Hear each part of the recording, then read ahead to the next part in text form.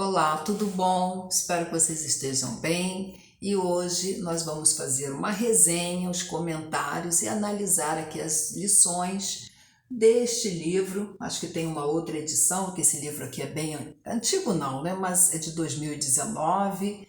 Acho que já estive dando uma olhada, já tem uma outra edição, uma outra capa, tá? Mais atualizado. Mas O Brasil não cabe no quintal de ninguém. É de um economista, do Paulo Nogueira Batista Júnior, e ele fala sobre os bastidores da vida de um economista brasileiro no FMI e nos BRICS, e outros textos sobre nacionalismo e nosso complexo de vira-lata.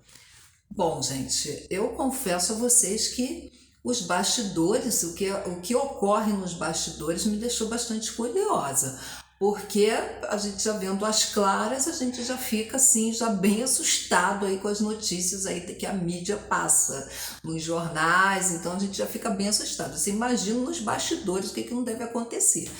Mas, assim, eu não vou nem falar de política, porque já é um assunto assim, o pessoal já está bem desgastado, né? Já é um assunto assim que as pessoas já não aguentam mais, as pessoas já estão desacreditadas, né? Então, assim, eu separei 2 artigos, tá? Porque inicialmente no livro ele mesmo fala que o livro dele são artigos que ele bom, eu vou dar aqui uma parte aqui para que vocês possam ver, tá? O que você, leitor, encontrará nas páginas deste livro é essencialmente um relato fragmentário, meio descosturado de uma experiência particular.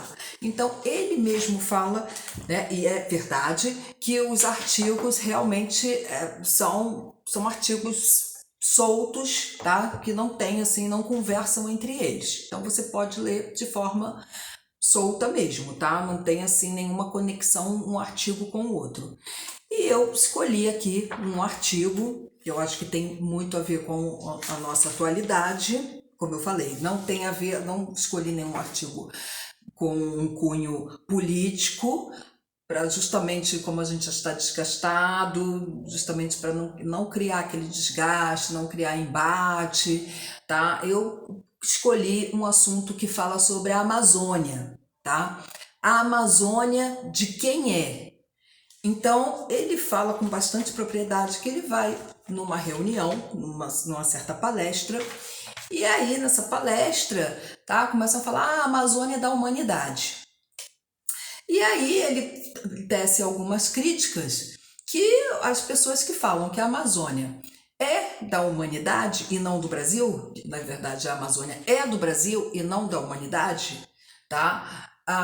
Ou na verdade não é um brasileiro, tá? Ou tem interesses aí escusos. Porque, né, eu vou ler aqui, na verdade, eu vou ler aqui uma parte aqui para vocês. A Amazônia da humanidade. Ora, como dizia Nietzsche, a humanidade não existe. A humanidade é frequentemente uma cortina de fumaça para os interesses e as prioridades dos países desenvolvidos, especialmente as velhas potências, os Estados Unidos e as nações da Europa Ocidental. Então ele fala, né, que na verdade, tá, as pessoas que falam isso, na verdade, não são brasileiros de verdade, tá? Deixa eu até ver aqui o trecho que ele fala isso, tá? Ou não são, na verdade, assim, brasileiros, verdadeiros brasileiros, tá?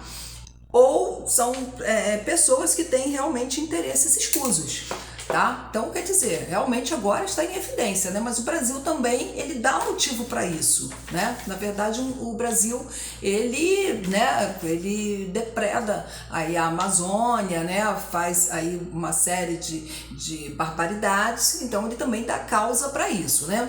Então, quer dizer, aí na verdade fica aí, né, todo esse interesse aí pela Amazônia, né? Então ele tece duras críticas a essa questão de que vários outros países falam, né, que a Amazônia é da humanidade e na verdade a gente tem esse complexo de vira-lata que a gente acaba absorvendo isso, tá?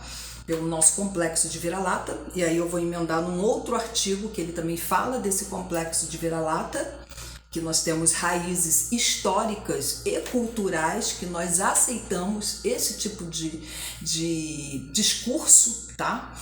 E isso reflete muito mal na nossa imagem lá fora, em outros países, tá? Esse complexo de vira-lata que nós temos é um outro artigo também, tá? Que está aí na página 427, vale também muito a pena. Então esses dois artigos aqui eu separei hoje, tanto da Amazônia, que é essa discussão, que a Amazônia é da humanidade e na verdade a Amazônia é do Brasil, e o nosso complexo de vira-lata da nossa imagem, que repercute muito mal lá fora, que tem essas raízes históricas e culturais. Inclusive, achei que por isso que eu escolhi esses dois artigos, porque tem muito a ver também com a questão da Amazônia, tá? Porque a gente realmente não se impõe, tá? A gente não se impõe com o nosso complexo de vira-lata, a gente também não se impõe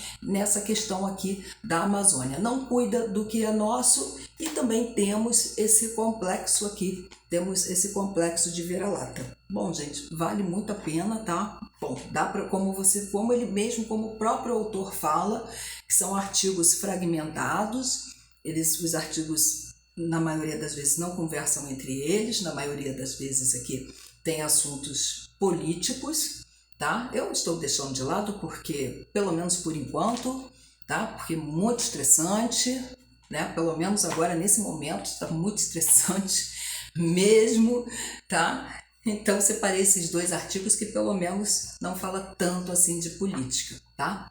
Bom, gente, por hoje, né, fica aí essas nossas discussões, tá, desses dois artigos da Amazônia para a gente poder refletir, tá, do nosso grande patrimônio, do que nos pertence, tá, e desse discurso que a Amazônia é da humanidade e do nosso complexo de vira-lata, que temos que virar temos que refletir mais sobre as nossas raízes culturais e mudar isso, né? E vamos refletir, né? E fica aí a dica, tá? Desse livro aqui, tá? Dá para você ler aí de uma forma bem, assim, de uma forma mais livre, né? Já que não tem uma história, né, que tem um segmento, né? E uma história, são artigos fragmentados, tá? Mas vale muito a pena, porque os bastidores, lógico, tudo que fala bastidores do Brasil, as claras a gente já fica assim, né? Você imagina os bastidores, né? Deve ser, né? É algo que a gente fica assim, bem estarrecido, né? Você já pode aí imaginar o que vem pela frente, né? Então tá aí, gente, um excelente livro, adoro esse livro, tá? Adoro mesmo, tá? E fica aí a dica e a gente se vê, tá bom? Um abraço, um beijo no coração de vocês.